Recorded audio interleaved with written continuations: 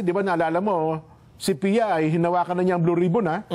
Nung nakaraan lang, nung nawala sino nga ba to? Si Senador Francis Tolentino, ipinasa sa kanya. Ang problema, tumakbo din ata ito, kaya hindi rin nakapag-concentrate sa Blue Ribbon. O sige. So anong sabi ni Senadora Pia Cayetano? Tinatanggap ba niya ngayon? Si Senador Pia Cayetano ay wala pang statement as of this moment. Wala. Si Senador Risa Ontiveros ay Yan. wala pa ring statement as of this moment. So sila ay tahimik. Pero si Senador Lito Lapid ay nauna nang naglabas ng statement. Bakit? Ay, siyempre, senador siya. Siyempre, may say siya, di ba? Hindi naman siya inaalok sa Blue Ribbon. Ay, may opinion siya. Ganon? Sabi mo, ba't hindi nyo inaalok sa akin, di ba? Oo nga. Sige, meron siyang statement ba niya? Meron. Ang sabi ni Senador Lito Lapid, Ang sabi ni Senador Lito Lapid, pakinggan natin. Senador. Nanong Malyari. Minsan lang magsalita eh. Pakinggan natin. Oo naman, tagal na namin magkasama niya mula noong 2004 pa, kasama ko na yan. At least ako, siya pang 5 terms na dito sa Senado. Ako ay 4 terms na rin ako bilang senador. Dito rin, tuloy-tuloy din kami nagsiservisyo sa ating mga kababayan at leadership dito sa Senado. And then sir, nag-resign si Senator Ping na chairman ng Blue Ribbon Committee. Meron kayong preference sa kapalit o gusto niyo ba din siya mag-stay put? Oo, dapat mag-stay put siya kasi siyempre kaya-kaya naman niya yan eh. Ewan ko, baka may sakit lang kasi kanina hindi nakapag-recite eh. Kaya lang sir, final answer na daw. Final answer na daw po, mag-resign na talaga siya. Pero nirespeto natin kung anong mga desisyon niya. Nandun siya eh. Pero kailangan siya talaga na alam naman natin eh, straight yan na kung mag-investigasyon, ex-police yan, ex-chief PNP yan. Para, police, kamukha rin magkalo, kamukha rin na bato, nag-iimbestiga yan, mas sila dyan, mas eksperto sila dyan, di ba? Kaya, okay, kung ano man ang desisyon ni Sir Lacson na ginagana ko ito din respeto. So, sir, walang lumapit sa inyo, sir, para sa Senate coup? Wala. Kahit noon pa naman, kahit sino pa nagsisenate, basta ako, kung sino nga gustuhan ng majority, doon lang ako. Malinaw. Ba't hindi, sayang, kilala ko yung tatanong eh, kilala ko yung boss si Ate Nimpa yun eh. Di sinabi, kayo po, Senador, gusto niyo ba mag-Blue Ribbon Chairman? Kung ano gusto ng majority. Di ba? Yan sabi niya lagi eh, di ba? Ayaw na majority. Sayang, hindi tinanong ni Nimpa eh. Nanong Malyari. Nanong Malyari. Sen, mga ganon. Ang kanyang posisyon dyan, kung siya lang ang masusunod, mag-stay put si Senador Lacson. Ayun, manatiling chairman ng Blue Ribbon Committee. Kaya lang, hindi niya. Pero ang haba ng sinabi ngayon ng Senador Lito Lapid. Sinasabi ko sa inyo. Di ba? Kaya sinasabi nyo lang tahimik si Senador Lapid kasi hindi nyo naman tinatanong. Yun na nga. Diba? Kung yun pala tinanong at noon pa man. Baka mas magaganda pa yung idea ni Senador Lapid. Diba? Ang ganda.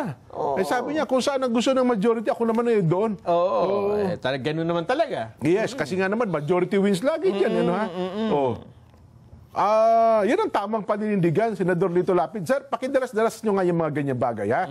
Para nang sa ganun lagi kayo nagiging bahagi na palatuntunan sa ganang mamamayan. At dahil wala pang tumatanggap ng Senate Blue Ribbon Committee chairmanship, Jen, naglagay na po ang Senado ng magiging acting chairman.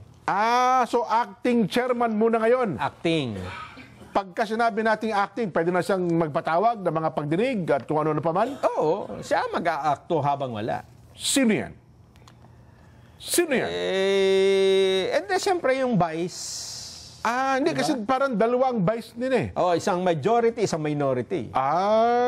Okay. Vice chairman ay si Senador Erwin Tulfo. Erwin Tulfo. Siya ang acting chairman ng Senate Blue Ribbon Committee. Si Sen Erwin. Hindi naman niya pwedeng tanggihan dahil siya ang vice chairman. At acting capacity lang naman. At wala pa namang hearing. Ayun. Oo nga, no? Mahirap kasi talaga ang naging controversial kasi itong Blue Ribbon eh. Makapangyarihan komite Dati pa, walang gusto may hawak niyan eh. Ang talagang kampanyahan pa lamang, nagsabi ng gustong humawak niyan, si Senador Dante Marcoleta talaga. Eh, ang problema, alam niyo na po ang nangyari, di ba? Eh, ngayon, wala nang gusto talaga, mukhang totally. Di ba? Hindi pa natin alam. Diyan, may dalawa pang contender na hindi pa nagsasalita. Pia tsaka Riza. Oo. Ako sa tingin ko, parang tatanggi na rin yung mga yan. Don't Judge the book if you're not a judge. Hindi. Don't, ano man tawag, yung bridge dyan, yung bridge.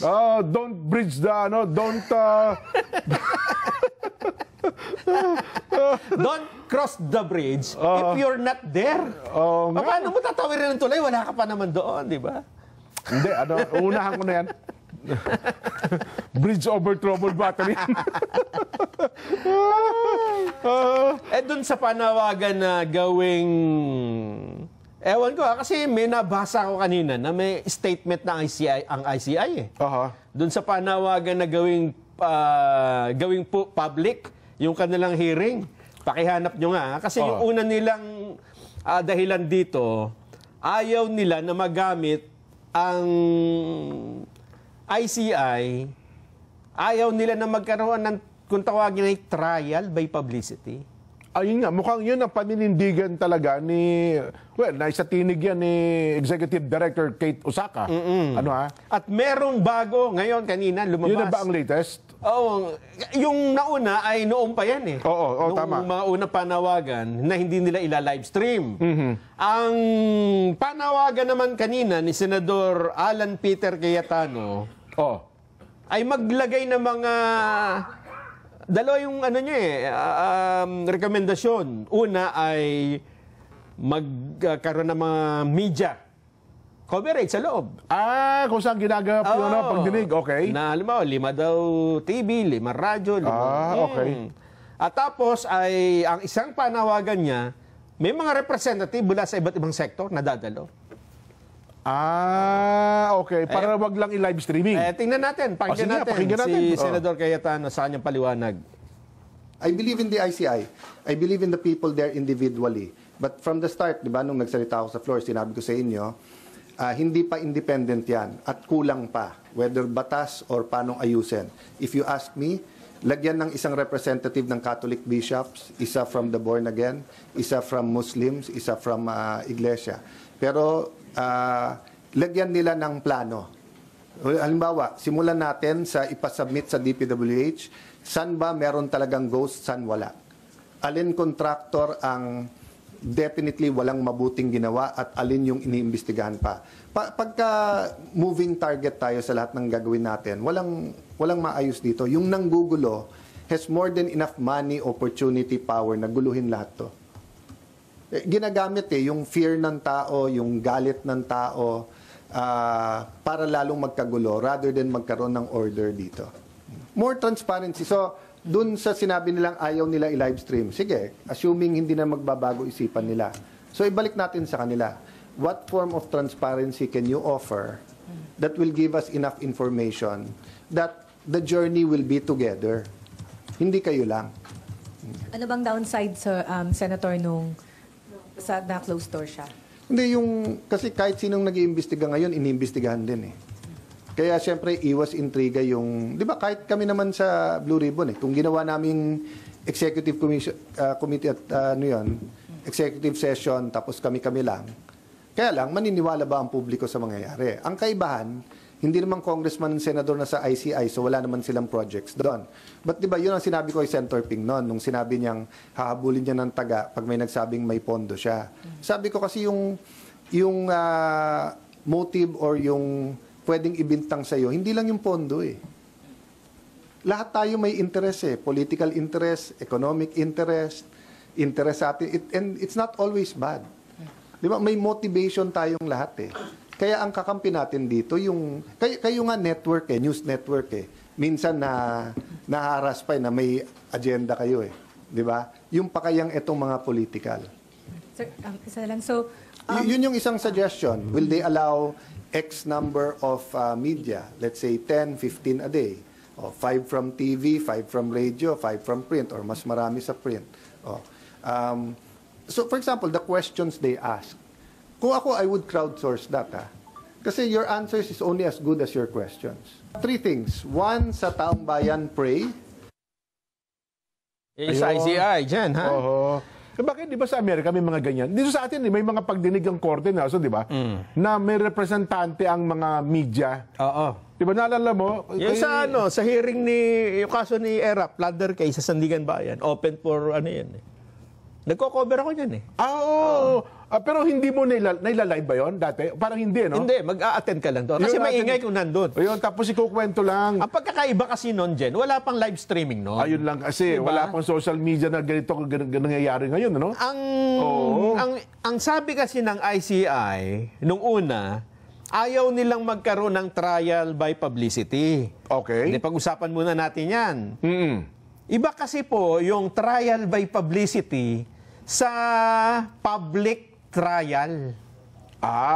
Ibig tama. sabihin, may trial na hindi ipinupubliko. Oo. Pero pwedeng, yung hearing ay pwedeng, ngayon nga, pwedeng i-live stream. Oo. Ang isa kong example niyan, yung ginagawa ng Supreme Court na oral argument, dati ito hindi... Hindi naka-live yan, Hindi ito naka-live. Ngayon, may Ngayon, tanungan live na, streaming na ito, napapakinggan Yes. na, napapanood. Pati nga yung JBC dati, di ba? Parang may pagkakataon, nila-live na rin nila. Dapat nga yung pagtatanong JBC. nila sa yung interview, Oo. dapat may nag-appeal na dapat ni-live yan eh. Oo. Live streaming. Sa social media, no? Ano ba ang panganib kung hindi naka-public ang ICI investigation? Okay. Una-una, hindi naman sila korte, Jen.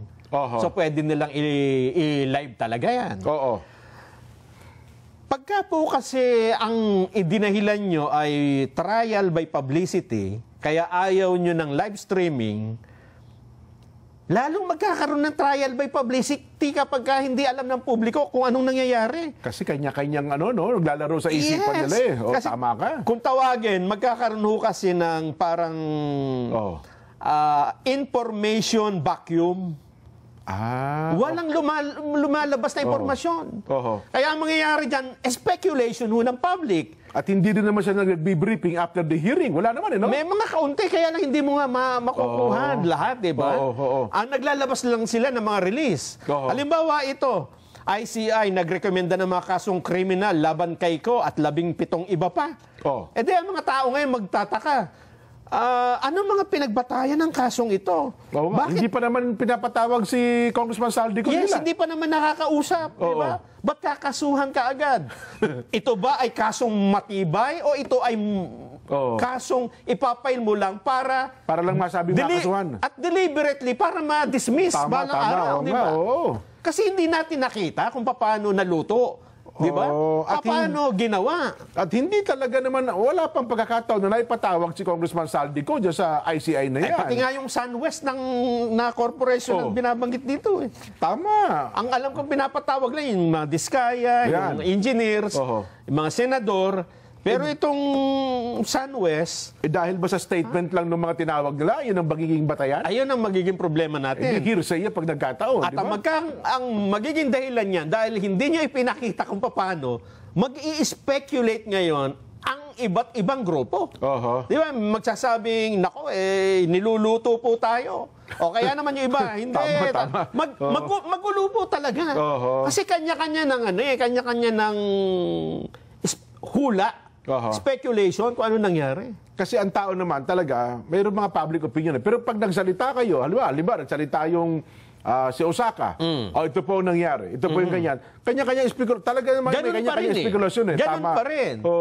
Pero kung yan ay naka-live, napanood, malinaw sa publiko na, halimbawa, may nagsabing, nako, niluto tayo. Pwedeng sabihin nung ibang nakapanood talaga, ayun din, napanood namin yan eh. Lalo ngayon, mga legal luminaries, nanonood din, mga abogado. Napanood namin, tama naman yung ICI dyan.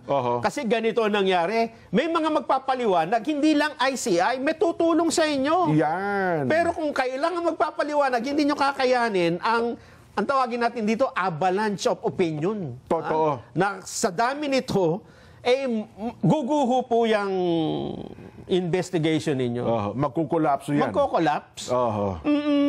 Kaya wag nyo na, sa akin lang, wag nyo nang tigasan, yung stand na wag nyong i-live stream. Mas magulo pa nga yung sinasabi ni Senador Cayetano na may 5 radyo, 5 media, magulo doon. tapos may representante mas kasi- magulo yun. Oho. Mas maganda, kayo pa rin, nanyan dyan, pero napapanood.